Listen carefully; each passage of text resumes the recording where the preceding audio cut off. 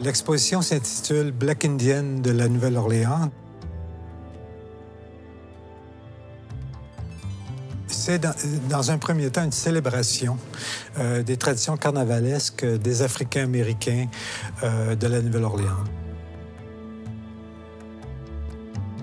The exhibit here at the Quai Branly is a very special one, serving the history and context of the Black Indians of New Orleans. Pourquoi Black Indian? D'où sort ce terme, cette appellation?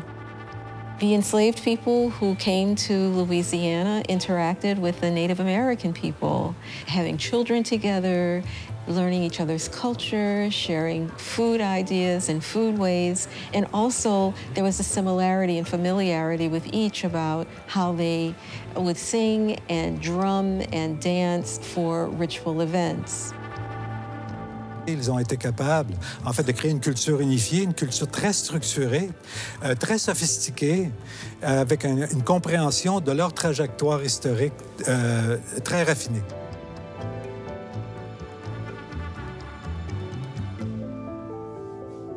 Il y a une ligne chronologique de la période qui précède l'arrivée européenne en Amérique du Nord dans cette région, l'impact de l'arrivée européenne, les débuts de la création de la ville de la Nouvelle-Orléans jusqu'à le gouvernement du président Trump. Il est rare qu'on puisse suivre une trajectoire culturelle dans son façonnement. C'est rare.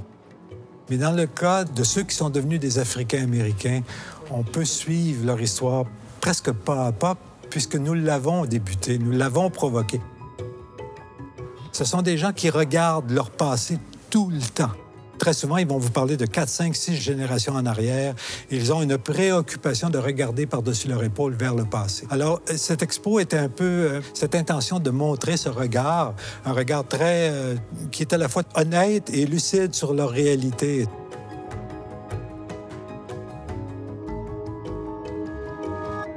La ville de Nouvelle-Orléans a été fondée pour et par le commerce triangulaire. Donc, c'était à ses tout débuts, c'était déjà un lieu de commerce des esclaves et surtout d'exploiter la terre de la même façon qu'on le faisait déjà depuis plusieurs années dans la région de Saint-Domingue.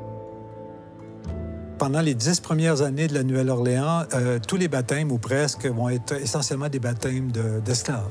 Ces gens-là devenaient finalement des chrétiens et les chrétiens devaient prier Dieu le dimanche, ne devait pas travailler. Alors, c'est comme ça que la place Congo va se créer. À l'époque, c'était un terrain vague où se réunissaient le dimanche des esclaves pour faire du commerce, pour échanger des légumes, pour échanger des nouvelles des différentes plantations, etc. C'est un endroit où la musique va se développer. Le tambour, c'est reconnu pour cela très tôt. À la fin du 18e siècle, il y a des mentions de la place Congo. Il y a des Anglais horrifiés qui viennent à la Nouvelle-Orléans sous le régime français et qui ne comprennent pas du tout comment ça se fait qu'il y a près de 200 esclaves seuls sans leur maître à la place Congo.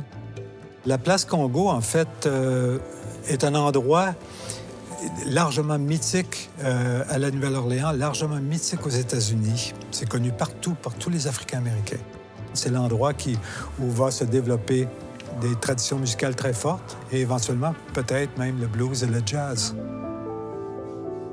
Le but, c'était vraiment de montrer à la Nouvelle-Orléans comment se crée Nouvelle-Orléans, comment les Africains y arrivent, quelle est leur relation avec les familles indiennes, parce que l'objet du désir est vraiment d'expliquer toujours Black Indian. Et puis, c'est à travers de cela qu'on déroule notre fil d'Ariane et qu'on arrive finalement au passage entre une société française, catholique, à une société anglaise, protestante, et on va essayer de voir comment se transforme finalement l'esclavage. À la fin de 1750, la France, sur le continent européen, est impliquée dans une série de guerres. Il y a une guerre directe entre la France et la couronne britannique, l'Angleterre, et c'est la fameuse guerre de 7 ans. C'est une guerre qui va très mal pour les Français. Ça ne fonctionne pas du tout. Ils sont en train de perdre beaucoup de pouvoir, surtout beaucoup d'hommes, beaucoup d'argent. Et ils vont être obligés, ils se sentent déjà forcés, ils savent qu'ils vont être obligés de rétrocéder, de donner finalement des territoires à la couronne britannique. Et puis, Bonaparte va vendre la Louisiane pour des raisons largement économiques aux Américains. il va en fait laisser cette Louisiane, qui couvre 14 États américains, devenir finalement un système anglais, protestant. Donc la société va changer. L'autre événement qui est très structurant, c'est un événement qui se joue sur une dizaine d'années. C'est la révolution haïtienne, la révolution de Saint-Domingue, la rébellion des esclaves de Saint-Domingue. C'est la seule rébellion au monde d'esclaves qui a réussi, hein? Donc c'est pas rien. Mais cette rébellion va en fait mettre littéralement à feu et à sang les plantations et les revenus de la France dans la région de Saint-Domingue. The conditions of African Americans are created by the history of enslavement in Louisiana, then by the history of Jim Crow segregation, which regulated how many and how much education Black people could get, how much and how good the health care could be, where they could work, mostly in subservient positions. Even if they had a college degree, no one would hire them. Segregation imposed a lot of rigid rules on African Americans. You couldn't speak out of turn to a white person. You couldn't stand up and assert yourself. That was seen as defiant and punishable in all kinds of ways. And that's due to segregation, the separation of white people and Black people, not only in workplaces, but in terms of leisure. Everything was to be separate. Even blood, when blood transfusion was invented, Black people could only get blood from Black people and white people could only get blood from white people. And I say that to impress upon the audience how severe the segregation was. Everything was supposed to be separate and equal, but it was always separate, but never equal.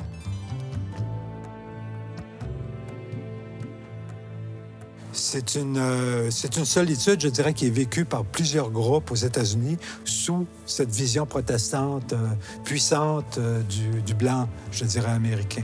On le retrouve encore aujourd'hui, ça ne s'est pas éteint, c'est demeuré très important. Alors, dans l'exposition, on a aussi bien essayé d'expliquer cette notion, mais avec des artistes, avec des penseurs qui sont de d'autres groupes.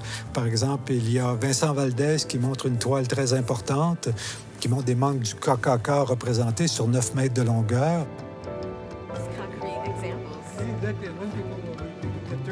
Dans la 5e section, on s'arrête sur un moment précis de l'histoire de la Nouvelle-Orléans et de la Louisiane. C'est Katrina 2005, parce que ce moment va changer énormément la donne en détruisant les quartiers africains-américains et puis en créant une réaction extrêmement dure de la part du gouvernement, des autorités qui ont ni plus ni moins laissé la communauté africaine-américaine s'arranger toute seule, si vous voulez. Donc, c'est un moment, en fait, qui montre très bien ce rapport entre une société d'un caractère hégémonique et les relations avec un groupe largement opprimé tel que ceux des Africains-américains. The destruction of New Orleans caused by Katrina made people fear that the traditions that they had come to love would have been destroyed if the people didn't come back and invest in them. So it caused a renaissance. And there was a general re-embrace of these traditions to make sure that they could be enjoyed and that their children would understand these traditions and continue them. S'il y avait 3 mots à choisir pour décrire l'expo, ce serait art, spectacle et spiritualité. C'est ainsi qu'on a appelé cette pièce. Ici, nous montrons en fait des costumes qui ont trait à des traditions différentes, mais toutes faisant partie de ce grand système qui est le spectacle des Africains-Américains. From the very beginning, all of the regalia that they would wear and the accessories would always be handmade. Because they were experiencing segregation and lack of employment options, they didn't have access to the highest quality materials, so they used materials that were readily available in their environment. Suits usually take a year to make. In the beginning, The suits were destroyed because they were of these biodegradable objects, fish scales and feathers that they got off, you know, the local fowl that were around. And so, of course, everything would disintegrate.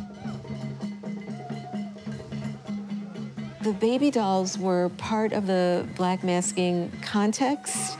They were a group of men and women who would parade in little short skirts, just like you would see a baby doll. And they would chant in Creole. They would chant all kind of defiant songs like, I'm gonna quit my job, and, you know, the things about, you know, about how beautiful and sexy they were. And they would chant wonderful things about themselves in total opposition to how society actually saw them.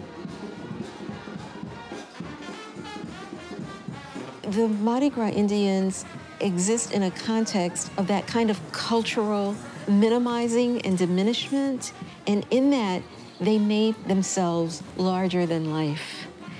Bigger. These suits are huge. The suits are also more beautiful than any of the houses that any of them come out of. So what they're doing is creating a sense of themselves as large, as important, as vibrant, more beautiful than their circumstances.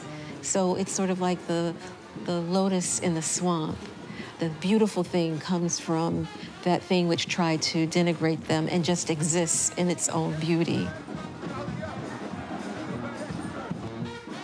The exhibition is extremely special because we want people who are part of our history, and the French people are part of the history of Louisiana.